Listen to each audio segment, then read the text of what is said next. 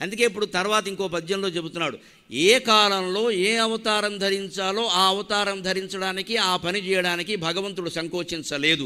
మనమెందుకు జీవితంలో 2-3 రకాల పనులు చేయడానికి సంకోచిస్తున్నాం? ఎక్కువ పని తక్కువ పని అని జీవితంలో ఉండవండి. మంచి పని చెడ్డ పని అని మాత్రమే ఉంటాయి. దయచేసి పిల్లలతో మాట్లాడేటప్పుడు జాగ్రత్తగా ఉండాలి. ఆ పని ఎందుకురా, ఈ పని ఎందుకురా, ఏదో హోటల్లో పని చేయడం ఎందుకురా, చేయనియమ్మా. వాడే దొంగతనం చేయట్లా, మరి ఏతనం చేయడం, హోటల్లో పని చేసాడు అంతేనా? వాడు కష్టపడి పని చేసుకుంటాడు. ఏ ఉద్యోగం లేకుండా ఇంట్లో ఉండడం కంటే హోటల్లో పని చేయడం మంచిది. వాడు ఎవరి జబ్బు కొట్టేలేదే. మనం ఒక హోటల్ పెట్టి ₹1 కోటి పోగొట్టుకున్న మంచిదే, కానీ హోటల్లో పని చేయడానికి మనం ఒప్పుకోం. మనం సృష్టించుకున్నది ఏమిటంటే ఎక్కువ పని తక్కువ పని అని సృష్టించాం మనం. అందుకే పిల్లల్ని జడగొడుతున్నాము. గొప్ప పని తక్కువ పని, అందుకని మంచి పని చెడ్డ పని అని ఆలోచించుతా. చేసేది మంచి పనేగా, అది ఆలోచించి దానికోసం చెబుతున్నాడు ఇక్కడ ఉదాహరణ. అజలరాజు త్రిపురాంత కవి, అన్ని రకాల అవతారాలు ధరించవయ్యా, తేజంబొప్పగా నీవకావే, తేజంబొప్పగా నీవకావే, మొదలన్ త్రేతాయుగాంతంబునన్ రాజై పుట్టితి, తేజంబొప్పగా నీవకావే, మొదలన్ త్రేతాయుగాంతంబునన్ రాజై పుట్టితి, త్రేతాయుగాంతంబునన్ రాజై పుట్టితి, ఇంకనీ కలియుగాంతం బంధునన్ రౌతువై, ఇంకనీ కలియుగాంతం బంధునన్ రౌతువై, తేజిన్ వాజిందోలి విరోధులందినుమ, వాజిందోలి విరోధులందునుమ, దేవా నీవ వండెవ్వడు, వాజిందోలి విరోధులందునుమ, దేవా నీవ వండెవ్వడు, ఆ రాజున్ రౌతువు నీవకా రఘువీర జనకీ నాయక. రాజు రౌతు రెండు నువ్వే. రాజు యజమాని, రౌతు అంటే బంటు, గుర్రాన్ని నడిపేవాడు. రౌతును బట్టి గుర్రం అంటారు. కానీ ఆయన రాజు అవతారము ధరించాడు రాముడుగా. కలియుగాంతంలో అశ్వం మీద రౌతుగా రాబోతున్నాడు. వాడు ఏదో తొందరగా ఎన్నికలు ముగిసేలోగా వచ్చేస్తే బాగుండు, మనం ఓటే ఎక్కలేదు. మే 13లోగానే వచ్చేస్తే శను దిలిపోతుంది. కానీ అంత తేలిగ్గా కలికి రాడండి. ఇంకా ఇంకా ఇంకా భయంకరమైన పరిస్థితులు, పాపం పండడం అంటే అవన్నీ జరగాలి. ఎప్పుడీ ధర్మ శిశు ప్రసూనములు కన్నే విప్పలేకుండునో, ఎప్పుడీ వాహినులింకి నింపబడునో ఇల్లాళ్ళ కన్నీళ్ళచే, ఎప్పుడీ వాహినులింకి నింపబడునో ఇల్లాళ్ళ కన్నీళ్ళచే, ఎప్పుడీ ధర్మ శిశు ప్రసూనములు కన్నే విప్పలేకుండినో, అప్పుడు అశ్వారూఢుడై అతడాహరించును లోకం వెల్ల, అశ్వారూఢుడై. అప్పుడు ఆ కలికి దిగి వచ్చి అశ్వారూఢుడై లోకాలు ఆహరిస్తాడని సాగర ఘోష కావ్యంలో రాసి. ఇంకా ఇంకా జరగాలి. పాపం పడడం, రావణాసురుని చంపడానికి సమయం పట్టింది, హిరణ్యకశిపుని చంపడానికి సమయం పట్టింది, కానీ రావడం ఖాయం. అది మనిషి రూపంలోనే వస్తాడు. మనుషులకే ఆ శక్తినిస్తాడు దైవం మానుష రూపేణ. మహాశక్తిమంతుడైన వాడు పుడతాడు, అందరినీ వేసేస్తాడు. ఒక్క కత్తితోనే వేసేస్తాడు, రెండో కత్తి కూడా అక్కర్లేదు. దాన్నే వర్ణిస్తున్నాడు ఇక్కడ. త్రేతాయుగాంతంలో రామచంద్రమూర్తివే రాజై పుట్టింది నువ్వే. కలియుగాంతంలో ఒక సామాన్యమైన గుర్రపు రౌతుగా పుట్టబోతున్నది నువ్వే. నీకు భేదం ఎక్కడుంది? గొప్ప పని తక్కువ పని అని మనం ఎందుకు భేదం పెట్టుకుంటున్నామండి? భగవంతుడిని ఆరాధిస్తాం. మనం ఎంత గొప్పవాళ్ళం అంటే భగవంతుడు చెప్పినట్టు చెయ్యం, భగవంతుడు చేసినట్టు చెయ్యం. ఆయనకి పూజ చేసేసి మాకు చాలా గొప్ప స్థానం ఇచ్చాను. దేవుడు అంత వెర్రివాడు ఇంకెవడు లేడు ఇక్కడ.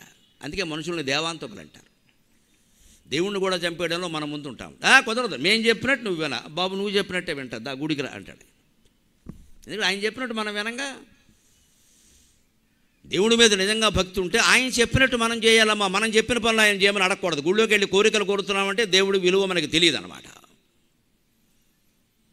పైగా నా కోరిక తీరింది నువ్వు కూడా వెళ్ళమని ప్రచారం చేస్తున్నావు. మనం జడ్డా ఇంకోటి జడగొడుతున్నాం ఇక్కడ. ఈ కోరికలు తీరాలా? అవన్నీ అవసరమా? తీరకుండా ఉండలేవా? కోరికలే దుఃఖానికి మూలమని తెలియదా? శ్రోత్రియశ్చ కామక తస్య, శ్రోత్రియశ్చ కామక తస్య అని వేదం 100 సార్లు చెప్పింది ఆనందవల్లి ఉపనిషత్తులు. అకామహతులైనటువంటి శ్రోత్రియుడు మాత్రమే ఈ ఆనందాన్ని పొందగలుగుతాడు. మనం కామహతులం, మనకెక్కడ ఆనందం ఉంటుంది? మనం గుళ్ళోకి వెళ్ళి కోరికలు కోరుతున్నాం. చివరికి రమణ మహర్షి శుభ్రంగా అరుణాచలంలో కూర్చుని తొడచర్మం నేలకు అంటుకుపోయేలా బెక్క చచ్చిపోయే తపస్సు చేసిన చోట మనం 5 లక్షల మంది వెళ్ళి గిరి ప్రదర్శనం చేస్తున్నాం. కానీ ఆయన చెప్పినట్టు నోరు మూసుకుని ఉండేవాడు ఒక్కళ్ళేడు ఇక్కడ. నువ్వు నోరు మూసుకో అన్నీ అవుతాయి అన్నాడు. మూసుకోడు, వాగుతూనే ఉంటాడు, అన్నీ చెడగొడుతూనే ఉంటాడు. అక్కడికి వెళ్ళి గిరి ప్రదక్షిణం చేస్తాడు. ప్రతి బస్ స్టాండ్ నుంచి 2 బస్సులు వెళ్ళిపోతున్నాయి. ఎంత ముదిరిపోయిందో ఇది.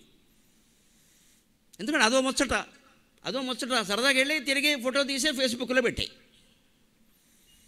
మేము చేశాను, నువ్వు కూడా చేసావు. ఏంటి దానివల్ల కలిసి వచ్చేది? ఆయన ఎందుకు చేయమన్నాడు? పున్నమి వెన్నెలలో ఆ గిరి ప్రదక్షిణ 14 కిలోమీటర్లు 14 మైళ్ళు తిరిగితే అక్కడ గుడిసెలు ఉంటాయి, మేడలు ఉంటాయి, చెట్లు ఉంటాయి, పుట్టలు ఉంటాయి, రాళ్ళు ఉంటాయి, రప్పలు ఉంటాయి, అందమైన ఉంటాయి, అందం కాని ఉంటాయి, కుక్కలు ఉంటాయి, కుక్కల పెంట కూడా ఉంటుంది. సమస్తము ఒకేలా కనపడుతుంది. విశ్వం పశ్యతి కార్యకారణతయా స్వస్వామి సంబంధత శిష్యాచార్యతయా తథైవ పితృపుత్రాధ్యాత్మనాభేతత స్వప్నే జాగ్రతివా ఏష పురుషో మయా పరిభ్రామితః తస్మై శ్రీ గురుమూర్తయే నమయుదం శ్రీ దక్షిణామూర్తయే.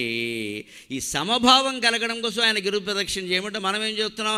మా కోడలు నీళ్ళు వేసుకోలేదు అందుకని గిరి ప్రదక్షిణ. నీ కోడలు నీళ్ళు వేసుకోకపోతే నష్టం ఏంటి దేశానికి? ఇది ఏమైనా సూర్యవంశమా చంద్రవంశమా? మనకి ఎంతసేపు స్వార్థం. మన వంశం ఏంటి? వంశం ఇక్కడ నువ్వేనా రఘుమహారాజువా, రాముడు రామచంద్రమూర్తివా? ఎవడికి ఏం చేసావు కనుక దీనికోసం పెడతాం, దానికే రమ్మని అందరిని అంటాం. కానీ భగవంతుడు ఎప్పుడు అవతరిస్తున్నా అంటే మన కోరికలతోటి విషవలయాలు పెరిగిపోయి భయంకరంగా సమాజం తయారైపోయినప్పుడు ఆయన రాజుగాను పుడతాడు, రౌతుగాను పుడతాడు. మీరు దశావతారాలు గమనించండి. మహానుభావుడు పుట్టని కులం లేదండి, అన్ని కులాల్లో పుట్టాడు ఆయన.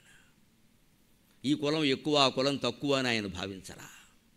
అదే చెబుతున్నాడు. తేజం గొప్పగా నీవ కావ్య మొదలం త్రేతాయుగంతంబునన్ రాజై పుట్టితివి. నీ తేజస్సు అంతా ప్రకాశించే విధంగా త్రేతాయుగంలో రాముడై పుట్టింది నువ్వే కదయ్యా. ఇంక నీ కలియుగంతం బంధునన్ రౌతువై వాజిందోలి విరోధులందునుమ దేవా నీవ ఉండెవ్వడు. ఈ కలియుగాంతంలో మళ్ళీ అశ్వారూఢుడైన కలికిగా వచ్చి ఆ గుర్రం మీద ఎక్కి కత్తితో మొత్తం విరోధులను సంహారం చేసేది నువ్వే కదయ్యా. రాజున్ రౌతువు నీవకావ్య రఘువీరా జనకీ నాయక. ఈ పద్యం తాత్పర్యం నిజంగా మనం అర్థమైతే మన అబ్బాయి రాజు అయినా రౌతు అయినా ఒక్కలాగే భావించాలమ్మా, ఒక్కలాగే భావించాలి. వాడు చేస్తున్నది మంచి పనా కాదా, అవినీతికి పాల్పడకుండా ఉన్నాడా లేదా, ఎవరి దగ్గర చెయ్యి చాపకుండా ఉన్నాడా లేదా, అది ముఖ్యం. అంతేగాని మా వాడు అమెరికాలో 10 ఇళ్ళు కట్టాడండి, 5 కోట్లండి, 5 కోట్లు అక్కడ చెప్పు, నోరు మూసుకోమని చెబుతారు. ఇక్కడ చెబుతావు ఇక్కడ. ఆ ఇల్లు ఎంత చేస్తేనేమో వెదురుపాకలు ఇల్లేదు, అది గట్టిగా అంటుకుంటే పోతుంది. 3 అంతస్తులు కాదు 6 అంతస్తులు కట్టిన అమెరికా ఇళ్ళని కూడా ఒక అగ్ని ప్రమాదంతో గోవిందా. పెద్ద విషయం కాదు. ఇక్కడ మనం ఇక్కడ చెప్పేస్తూ ఉంటాం గొప్ప. ఇక్కడ వెంటనే పక్కావిడికి పుట్టేసి ఏమిటో మా వాడు కట్టమన్నా కట్టట్లేదు, వాడు ఇంకో గోడ కడతాడు, ఊరుకో నువ్వు. ఈ ఐశ్వర్యాలతోనే పోలిక, ఈ అందాలతోనే పోలిక, ఈ పీఠాలతోనే పోలిక. వీటిని విరమించుకోవడమే వేదాంతం. దీని నుంచి విరమించుకోవడం ప్రవృత్తి కాదంటే నివృత్తి వేదాంతం అంటే. అప్పుడు జీవితం చాలా బాగుంటుంది. రాజు అయినా రౌతు అయినా ఒకటి, ధర్మంగా ఉండడం లేదా. పెళ్లి చూపులకు వస్తే ఎవరైనా అమ్మాయి అయినా అబ్బాయి నీ జీతం ఎంత అని అడుగుతున్నావా, నువ్వు ధర్మంగా ఉన్నావా అని అడుగుతున్నావా? నీ ప్రవర్తన మంచిదేనా అని అడిగే ధైర్యం అమ్మాయికి లేదు, అబ్బాయికి లేదు. ప్రవర్తన ఏదైనా పర్వాలా. కొంచెం డ్రింక్ కొంచెం ఏంటమ్మా బాగా పుచ్చుకుంటాను, నీకు తెలియదు. ఇక్కడ కొంచెం డ్రింక్ ఏంటి, తప్పుడు మాటలు. దుర్వ్యసనానికి చాలా సున్నితమైన పదాలు వాడుతున్నారు, దయచేసి వాడకండి. బండ పదాలు, మొండి పదాలు, పల్లెటూళ్ళలో చదువు రాని వాళ్ళు వాడే అశ్లీల పదాలు సైతం వాడితే ఆ వ్యసనాలు పోతాయండి ప్రపంచం నుంచి. కొంచెం డ్రింక్ చేస్తాడు, కొంచెం పక్క రిలేషన్స్ ఏమిటమ్మా? వ్యభిచారం. అది స్పష్టంగా చెప్పాలి. పక్క రిలేషన్స్ ఏంటి? పక్క రిలేషన్స్, దాన్ని వ్యభిచారం అంటారు. సహజీవనం అని అందమైన పేరెట్టారు. ఇప్పుడు సహజీవనం ఎవరైనా ఏం వ్యభిచారం చేస్తున్నావు సిగ్గు లేదా అని అడగాలి. పెళ్లి కాకుండా సహజీవనం ఏంటండి? లోకుగా ఉందా సమాజం? అందుకే ఎన్ని రకాల ముదిరిపోతున్న వ్యవహారం. రోజు హత్యలే, రోజు ఆత్మహత్యలే. నన్ను పెళ్లి చేసుకుంటానని నమ్మించాడు, నేను గర్భవతినయ్యాని పెళ్లి. నీకు బుద్ధి లేదా పెళ్లి కాకుండా గర్భవతి అవ్వడానికి? ఎందుకు వెళ్ళావు అక్కడికి? పెళ్ళై వేదమంత్రాల మధ్యలో, పండితుల మధ్యలో, పురోహితుల ఆశీర్వచనం మధ్యలో, మంగళవాద్యాల మధ్యలో నిన్ను సక్రమంగా చూసుకుని వాడు సహజీవనం చేసి సక్రమంగా చూసుకుంటాడు. జరిగే పనేనా ఇది? ఈ నమ్మకం లేనివాడికి అదెందుకు ఉంటుందమ్మా?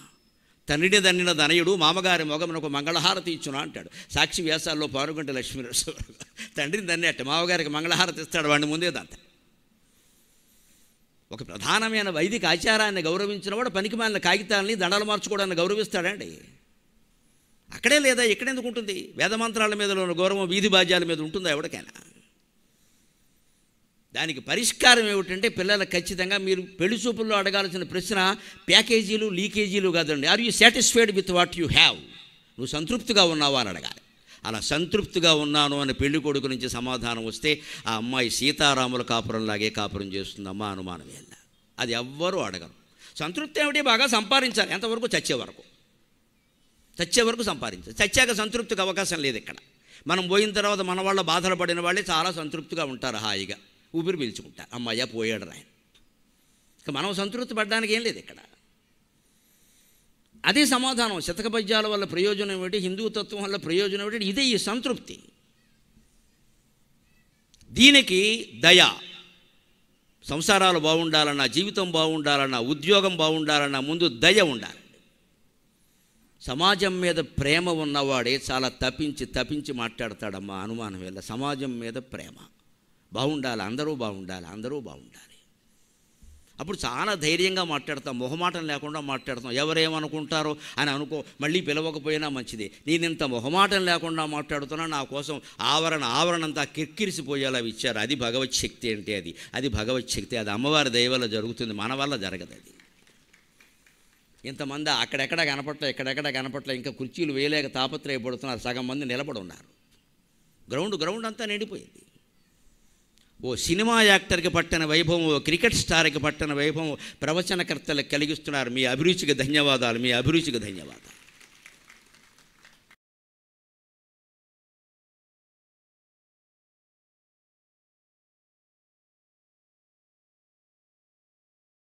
ఓ సినిమా తీయాలంటే 100 కోట్లు ఖర్చు అవుతాయి. వాడు మాకు అయ్యేది ఎంతో ఖర్చు, కార్యకర్తలను అడగండి పర్వాలేదు. మనమే హీరో, మనమే విలన్, మనమే హీరోయిన్, మనమే జూయెట్ట, మనమే కాకిరెట్ట. 2.5 గంటల సినిమా చూపిస్తాం ఇక్కడ, ఏ ఖర్చు లేదు. జీవితానికి చాలా ఉపయోగపడే సినిమా. ఇక్కడెక్కడ అసభ్య సందేశాలు, అసభ్య దృశ్యాలు ఉండవు. దయ అంటే ఏమిటి? రామచంద్రమూర్తి దయకి ప్రతీక. అద్భుతమైన పద్యం చెబుతున్నాడు తిప్పన్న. వడిమీరంగ నమోఘమైన గడు వీని వాలమ్ము చేరడు నంచున్. వడిమీరంగ నమోఘమైన గడు నీ వాలమ్ము దాకెడు నంచున్. మెడయొడ్డినన్ చెమరిపై కీల్కొన్న కారుణ్యమేర్పడ. మెడయొడ్డినన్ చెమరిపై కీల్కొన్న కారుణ్యమేర్పడ. మున్నేసినయమ్ము వేరయొక నరాజమ్మునంద్రుంచి. మున్నేసినయమ్ము వేరయొక నరాజమ్మునంద్రుంచి. పేర్పడితౌరా విలుగాండ్రలోన రఘువీరా జనకీ నాయక. రామచంద్రమూర్తి సీతాదేవి యొక్క సరసాలను ఎంతో మన్నించేవాడు. భార్యాభర్తల మధ్యలో చిన్న కోరికలు ఉన్నప్పుడు తీర్చేస్తే మంచిది, పెద్దవి కోరకుండా ఉంటారు. ఖర్చు కాకుండా చిన్న ఏమన్నా అడిగితే వెంటనే తీర్చేస్తే మన జోలికి రారు. అందుకని ఆవిడ ఏమడిగింది? ఆ చెమరీ మృగం వెంట్రుకలు తోక కుచ్చు ఉంటుంది కదా, అది వింజామర. విజయనగరంలో తయారు చేస్తారు. మన దేవాలయాల్లో ఉండే వింజామరలన్నీ అవేగా. ఆ చెమరీ మృగాలు హిమాలయ పర్వత ప్రాంతాల్లో ఎక్కువ ఉంటాయట. అది ఎట్లుండే? వినుమ గృహస్థరత్నంబా లంబమాన రవిరథ తురంగ శృంగార చారు చామరచ్చటా ప్రేక్షణ క్షణోద్గ్రీవ చమర సముదయంబగు ఉదయంబురంగల విశేషంబులు శేషఫణికి నేల లెక్కింప శక్యంబే అని మనుచరిత్రలో సిద్ధుల చేత చెప్పిస్తాడు పెద్దనగా. ఆ ఉదయ పర్వతం మీద చెమరీ మృగాలు ఉంటాయట, ఉదయపు కొండ మీద. అవి ఇలా పైకి చూస్తాడు, ఎందుకని సూర్యుడు రథం పైన పెడుతోందిట. వాటికి ఈ చెమరీ మృగాల వెంట్రుకలతో వింజామరలు కట్టాట. మరి సూర్యుడికి కూడా గాలి కావాలిగా. కవిగారి భావన ఎంత అద్భుతం అండి. కవిత్వం నేర్పాలి పిల్లలకి, సున్నితంగా ఉంటుంది. కవిత్వం తెలిసిన వాడెవడు భార్యను బాధ పెట్టాడు, భర్తను బాధ పెట్టాడు, ప్రేక్షకుల్ని శ్రోతలనే బాధ పెడతాడు. 4 పద్యాలు రాసుకుంటాడు, వింటే వింటారు, లేకపోతే లేదు. మా నాన్నగారు నాకు 10th క్లాసులో ఎక్కువ మార్కులు వచ్చాయని ఇంటర్మీడియట్లో బైపీసీ తీసుకుని డాక్టర్ అవ్వమన్నారు. నేను టీచర్ అవుతాను అన్నా. టీచర్ ఏముందిరా, నువ్వు డాక్టర్ అవ్వరా అన్నారు. మీకు తెలియదు నాన్నగారు, టీచర్ అయితే వింటే వింటాడు, లేకపోతే వెళ్ళిపోతాడు. డాక్టర్ అయితే ప్రాణాలు పోతాయి, నన్ను ఎందుకు ఇబ్బంది పెడతాను? కేసులు వస్తాయి, గొడవలు. తగ్గుతుందో లేదో తెలియదు. టీచర్ అయితే వింటే పాఠాలు చెబితే వింటాడు, ప్రవచనం చెబుతా వింటే వింటాడు, లేకపోతే లేదు. ఎందుకు? ప్రాణాలు బావుగా. దయ ముఖ్యమండి ఇక్కడ. అందుకని జానకీదేవి ఏం కోరిందంటే ఆ వింజామరలు, ఆ సూర్యరథానికి ఇలా వింజామరలు అవి చూసి తూర్పు కొండ మీద ఉండేటువంటి చెమరీ మృగాలు తమ తోకలెత్తి మన తోకలకు ఉండే కుచ్చు పైన కనపడుతూ ఉండేమిటి అని విచిత్రంగా చూస్తున్నాయట.